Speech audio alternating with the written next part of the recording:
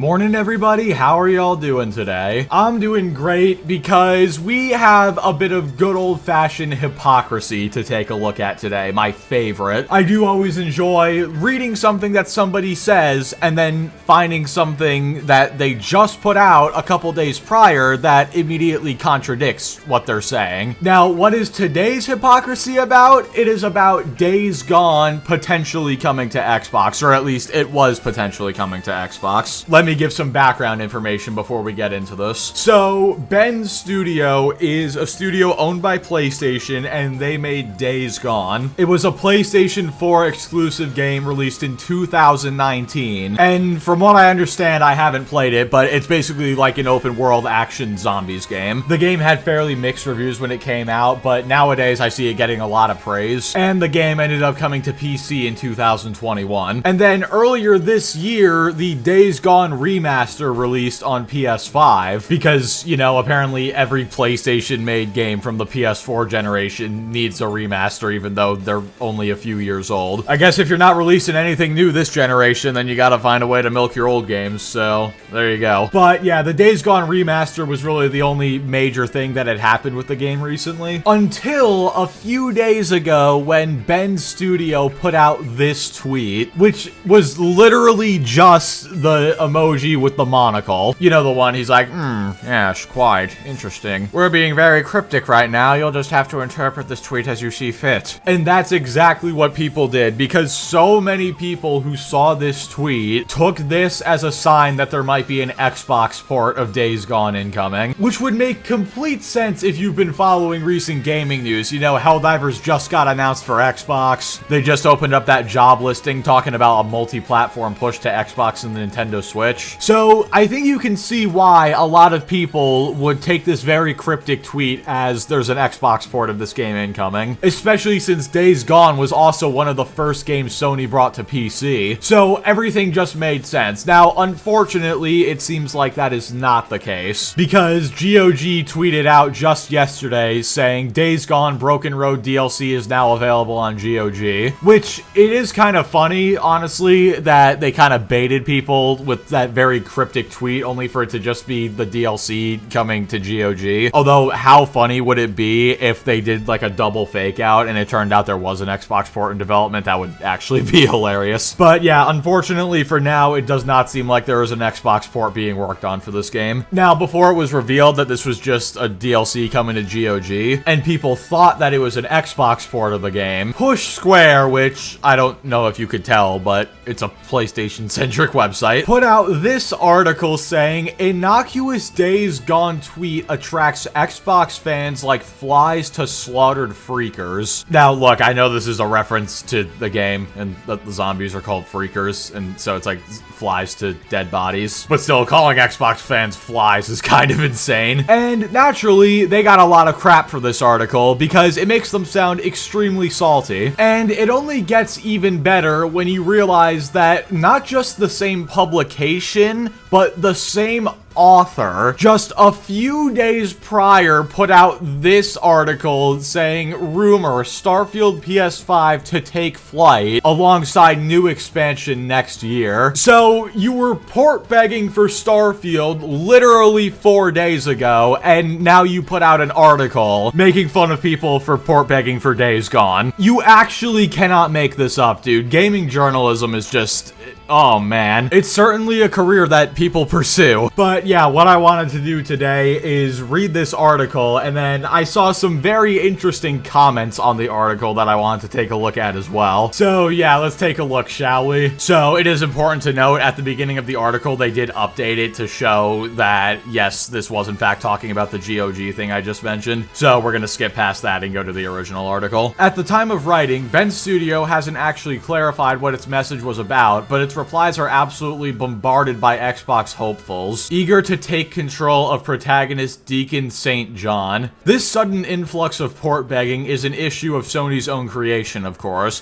It followed the unexpected announcement of Helldivers 2 on Xbox with a job listing for a senior director of multi-platform. And then they list what the job listing said, but I'm not reading that again. I love that they describe this as an issue. Yes, this is such an issue. How dare Xbox fans want to play Days Gone, especially after Sony has confirmed they're willing to put games on Xbox, including their biggest and most successful ones. But, you know, the same guy port begging for Starfield a few days ago, that's not an issue whatsoever. But credit where it's due, at least he does blame Sony for this happening, though why he calls it an issue, I don't quite understand. Aside from the fact that he himself was port begging for Starfield just a few days ago, I don't see what's wrong with people wanting to play games on the platform they prefer. I mean, if you guys have been watching me for any amount of time, you would know that I want every game on every platform. The only time I make fun of port begging is in cases like with PlayStation fanboys who would previously just say, you know, Xbox has no games, this Xbox game is trash, you know, the typical arguments, and then as soon as it comes to PS5, all of a sudden they're so excited to play it. You know, just truly maidenless behavior. And hey, I would be more than happy to make a video on Xbox guys being hypocrites if there's receipts of them hating on Days Gone only to now be excited for it. Unfortunately, I haven't seen that, but if anybody would like to point me in the direction of some of those people, please do. Anyway, let's continue reading. While one source said fans are getting really carried away with the job post, others have suggested more first-party PS5 games will be coming to Xbox. However, it's not clear exactly which ones. Sony, for the record, most recently said it needs to be really thoughtful about bringing our franchises off console, but that hasn't stopped the rumor mills from churning around games like Marvel's Spider-Man and now Days Gone. This is all occurring at a time when Microsoft's multi-platform push made it one of the most popular publishers on PS5. Although with stagnating hardware sales and unprecedented acquisitions to fund, Xbox has been forced to explore its options. PlayStation could put a lot of this speculation to bed by actually speaking to consumers and outlining its plans, but the firm only really communicates with investors these days, so expect the port begging to continue for the foreseeable future. I do love that this guy points out that Sony said they need to be thoughtful with which franchises they bring off console, when at this point they've brought almost all of their modern franchises off console and onto PC. And you know what? You're probably not wrong. A big part of Microsoft's multi-platform push was probably the fact that they made so many acquisitions. However, don't forget what the former president of PlayStation said earlier this year, that PlayStation relies on ports to PC and remasters just to be able to fund their future projects. The whole exclusivity thing doesn't seem to be working out super well for them anymore. Their games are just getting too expensive. And if they have to re-release PS4 games as remasters on PS5 just to make their money back, I mean, I think that right there shows how dire the situation is. Do you honestly think that if Helldivers 2 does well on Xbox, they're not going to consider porting single-player games? You gotta remember, Sony's in the business of money at the end of the day, and if they can't grow their console through exclusivity, and they rely on ports to make back their money, what does that tell you? It tells me, personally, that we're gonna be seeing some single-player games coming to Xbox. And hold on, for anybody who's gonna go write a comment telling me how wrong I am, just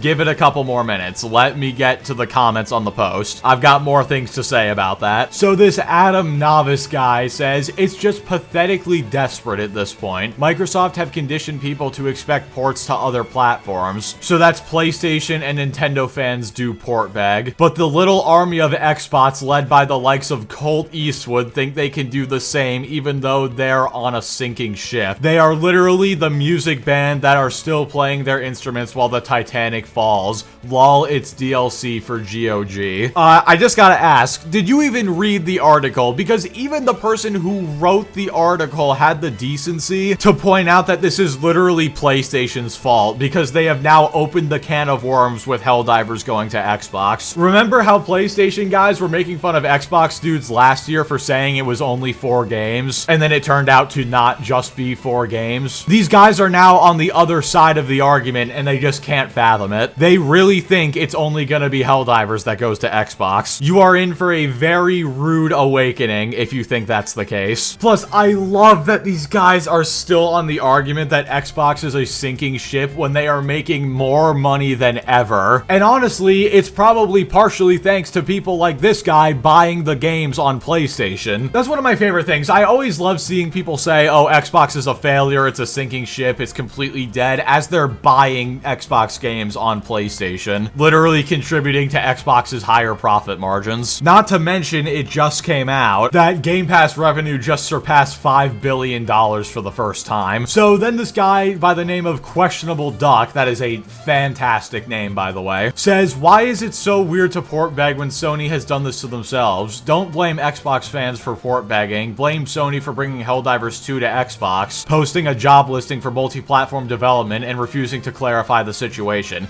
Yes, thank you, exactly. Finally somebody with some common sense on Push Squared, Jesus. And then Adam replies again and says, because it's obvious to anyone with common sense that it's for their live service titles along with a few select titles like Lego Horizon. There it is, ladies and gentlemen, once again. Oh guys, it's just Lego Horizon. It's just live service games. The fact that these people don't recognize that they are making the exact same it's just 4 games argument that Xbox guys did last year is actually hilarious. Like, this low level of self-awareness needs to be studied. Because remember, just a year and a half ago, Xbox said it's only 4 games. It's only old live service games and smaller games that aren't system sellers. And what happened a year later? Indiana Jones and Forza ended up on PS5. Now Gears of War is about to end up on PS5. If we see a game like Days Gone, Spider-Man, or God of War on Xbox within the next year, it would not surprise me whatsoever. And if that does happen, dear God almighty, the salt is going to be spectacular and I am here for it. But yeah, anyway guys, with all that being said, that is all I've got for this video. I'm not gonna lie, this whole new cope about PlayStation games coming to Xbox has been absolutely amazing. And this has genuinely been the most fun I've had making content in a while. And I hope you've enjoyed watching the content as much as I've enjoyed making it. So yeah guys, with all that being said, thank you all so much for watching. Be sure to like the video if you liked it, dislike if you didn't like it, subscribe if you want to see more. Join us every Wednesday at 8 p.m. Eastern for Salt streams, and join us every Friday night at 9 p.m. Eastern on the gaming channel for gaming streams, and I will catch you all next time.